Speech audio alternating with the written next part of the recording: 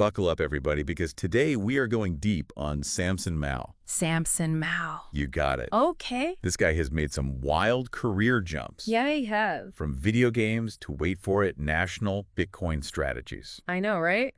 You think gaming and high finance and they just don't seem to go together? No, not at all. That's what makes Mow so fascinating to me, at least. Yeah. It shows how technology can just jump tracks like that, you Right. know? Like we think of all these different industries, but they can totally blend together in these crazy ways and you just never see it coming. So let's start at the beginning. Okay. Mow starts his career in gaming, Right.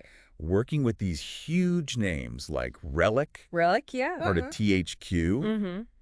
and even Ubisoft. Wow. These are the companies that make like the biggest games on the planet. I mean, you think about like the technical side of those games. Yeah. All that complex coding and graphics. Yeah. But then you have to make it fun, you know? Yeah. Easy for people to pick up and play. Right. That's a real skill. Exactly. And I think that's key to understanding Mow and his approach to Bitcoin. Oh, interesting. Because think about it. Yeah. Bitcoin is this revolutionary technology, but it's still pretty complex for a lot of people. It is, yeah. A lot of people just see like dollar signs and that's it. Right. They don't really get what's under the hood, Exactly. which is a shame. Totally. And so to bring Bitcoin to the masses, you need to make it user-friendly, You do. engaging, just like a video game. So you're saying Mo's background in gaming actually gives him like a unique advantage here? That's what I'm thinking. Interesting. Now things get even more interesting here. Okay, lay it on me. In 2011, Mow founds his own gaming company, Pixelmatic. Pixelmatic. And this is right when Bitcoin is starting to gain traction. Really? Wow. So 2011, that was like the very early days. Super early. Bitcoin was just barely making headlines back then. Exactly. So for him to be launching a gaming company at the same time, it kind of makes you wonder if he saw something that most people were missing. It really does. Like maybe he recognized the potential of blockchain early on. Yeah. And remember, this is before everyone was talking about blockchain.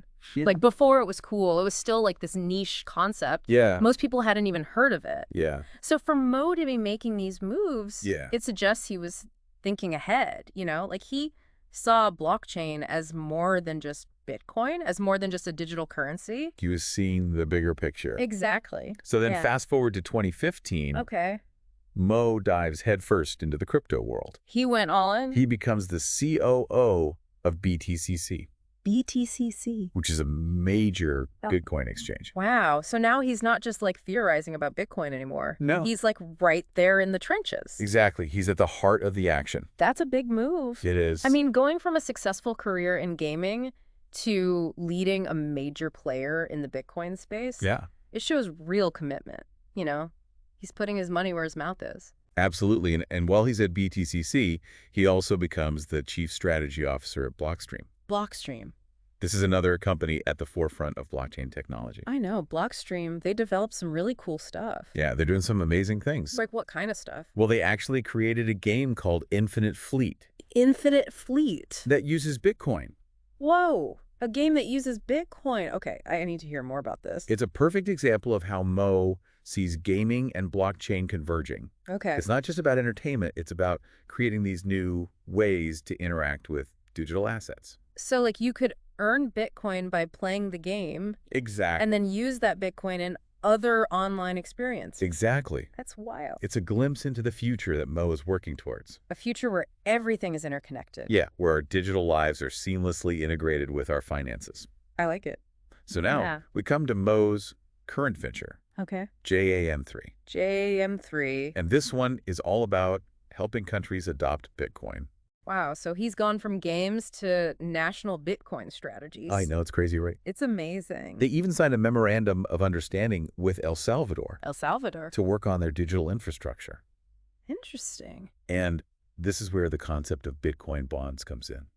Bitcoin bonds. Okay, so imagine traditional government bonds, Yeah, but instead of paying interest in a traditional currency. like dollars. Exactly. They pay in Bitcoin. You got it. Whoa, that's interesting. Yeah, it could be a game changer. It could be, I mean, for one, it could attract a whole new type of investor. Exactly. People who are bullish on Bitcoin. Right. And it could potentially open up new avenues for economic growth, especially for countries that are struggling with traditional financial systems. Yeah. Yeah. Speaking of El Salvador, President Nayib Bukele, I know him. he's a big Bitcoin guy. Huge. He had plans to launch a $1 billion Bitcoin bond. 1 billion with a B. 1 billion with a B. And Mow was actually an advisor on this project. Really? Uh-oh. Due to the war in Ukraine. Yeah, that threw a wrench in a lot of things. Yeah, and just volatility in the crypto market in general, those plans were put on hold. Makes sense. Yeah. I mean, timing is everything, right? It really is. And this kind of highlights the challenges of widespread Bitcoin adoption. It does. Like, the idea is exciting. Totally. The potential is huge. Definitely. But real-world events, Yeah. like global instability, market fluctuations, You name it. they can have a massive impact. Absolutely. So it's a reminder that even though Bitcoin is this revolutionary technology, it still operates within a complex global system. It does. So where does this all leave us?